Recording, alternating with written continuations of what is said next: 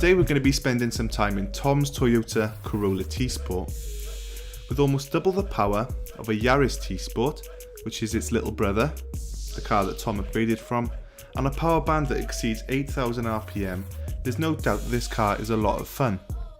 But when they came out, everyone was too busy looking at the EP3 Type R to even notice these Corollas. But did they miss a gem? That's quick.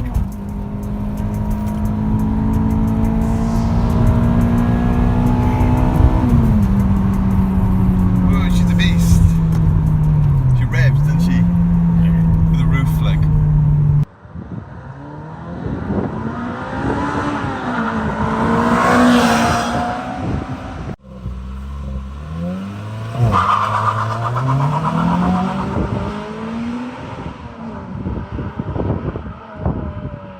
They're really good cars, and I know them quite well, but a lot of people don't know what they're all about. So yeah, the engine's a 1.8 litre, it's a 2ZZ GE engine, making 189 brake horsepower, and which is quite a lot really out of a naturally aspirated engine. That's about the same per litre as a Honda Civic Type R, and it does that because that L there makes all the difference. That's variable valve timing and lift. And the lift is basically Toyota's version of VTEC, but in my personal opinion I think it's a lot more aggressive than VTEC. What would you say? Yeah, I've been in Civic Type R's, and they obviously, they're made to do the same thing, but I do agree that I feel the pull in the lift is a lot harder and stronger than the Type R's. Yeah. So you might be looking at him now thinking, oh, I recognise him from somewhere. Well, yes. He's been on the channel before with his Toyota Yaris T Sport. So how would you say that compares to the Yaris you had? 105 horsepower versus 189? Quite a big jump. Yeah, for me, obviously only my second car. Only been driving a year now. So I'm, not that good at driving really, I will be honest. I haven't got the most experience. Well, you scared me anyway. But yeah, the Corolla is a lot better in every single way, in my opinion. Yeah. My Yaris, I will be honest, handled like rubbish.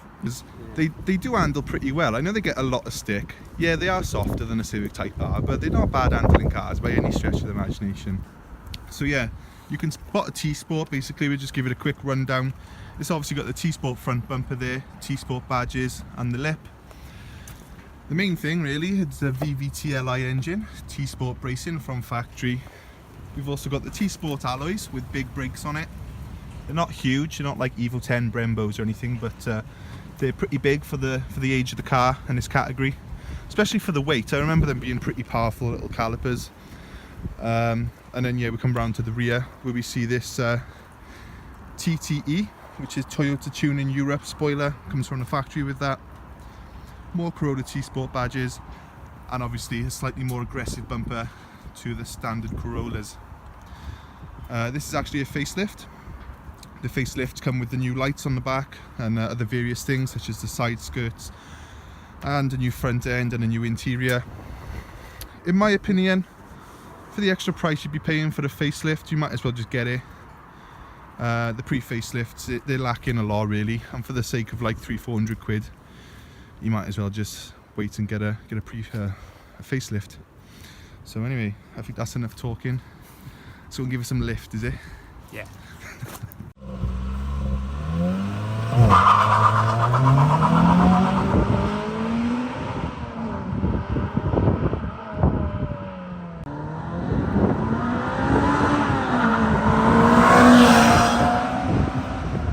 So Tom's going to take us out for a quick spin in this Corolla. When he gets reverse. My Evo does that. It's annoying, isn't it? Yeah. Beeps in reverse. I think a lot of Japanese cars do that.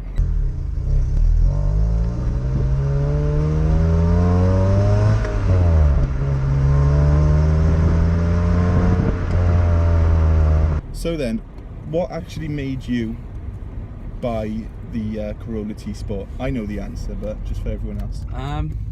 Basically, as Rowan's already stated earlier on in the video, he had his, stripped out coilovers, LSD, and well, that was that basically. I just fell in love. Yes. Now we were probably a little bit irresponsible in that car, wasn't we? Yeah, maybe a tad. Won't go tell any tales, but it's definitely a car that if you're lacking self-control, as soon as you hit that lift, it is addictive. So you can't get yourself into trouble with it. It's a car that makes you want to be a bit of an asbo or a bit of a yeah. It'd be perfect really for ragging around a council estate, wouldn't it? Yeah, I've had a lot of experience. I don't know if you tracked these in one as well in Landau. They handle pretty well. I know people give them a lot of stick, but you stick a set of coilovers on them and a set of sticky tyres, and they handle as good as any other front wheel drive car.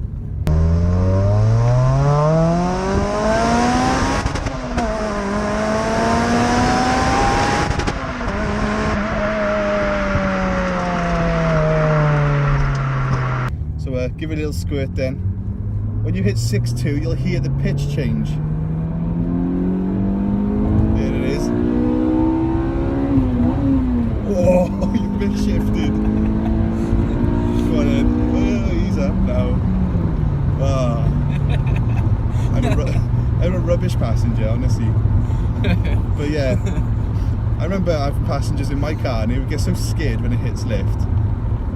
It's not so much like the G-force necessarily, it's just the revs. It makes you feel like you're going so fast you're going to just die.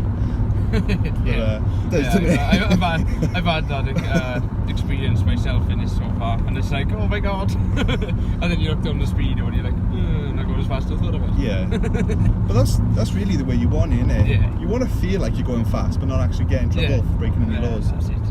And yeah, just for the record, we're on a national speed limit road now and Tom's obviously being a good boy. But up until about 6,000 RPM, this doesn't feel that much different to your Yaris. No. Obviously the Yaris being lighter and only being 300cc smaller, I think they're quite similar. Yeah. But obviously this car, as soon as it hits 6,002, similar to VTEC, you get that lift. And I think that you actually pick up 50 horsepower at the point it hits lift. So you're actually getting about 130 and then you get to about 180 odd on that crossover. So it feels like a little NOS shot, it is a noticeable increase. And yeah. I think that's the biggest thing that I had to comprehend with this car, is that with my Yaris it read like that 6,100 RPM. Yeah. And then obviously I had all that more to play with. Yeah. And it's like, oh, I should be changing gear. Yeah, exactly. You got to have you got to rev them out like. Yeah. And that's the thing, see, what amazes me about these cars. Both the person I bought my Corolla off, it's gone now, but when I had mine, they didn't even know what lift was. They'd had this car for 3 years and they'd never ever taken it into lift. And you said the person you bought the car off done the same thing. Yeah, basically. I mean, well, as you can tell from looking at the car, it is totally standard, never Oh, it's modified. a good example. It's clean, isn't it? And it's only done, at the moment, being, 13, 14 year old, it's only done 78,000 miles from new. Yeah. And the guys had it for 4 or 5 years, I think. 4 or 5 years, and you Up asked him to test the lift. I said to Tom, make sure the lift is working on the test drive. The guy didn't even know what lift was, so it's been looked after, because you haven't even taken it past 6 obviously in 5 years. So these cars, if you're looking for a budget track car, they're the way to go. Most cars, if you buy them and you want to put an LSD in them, it's going to cost you about £1,000. Whereas these Corollas, you can actually get the LSD out of the Mark III MR2, so you can get them second hand and at about 250 quid. What else? Toyota Avensis brakes fit on them. Yeah. They've got a shorter ratio than the Celica T Sports, so keeps it in the lift really nice. So yeah, that's it. So hopefully you've enjoyed that short little video. Thanks Tom for taking us out. Sorry. I haven't driven it today because the other one I had used to make me drive like a bit of a nutter, and I don't want to write anyone else's car off. So.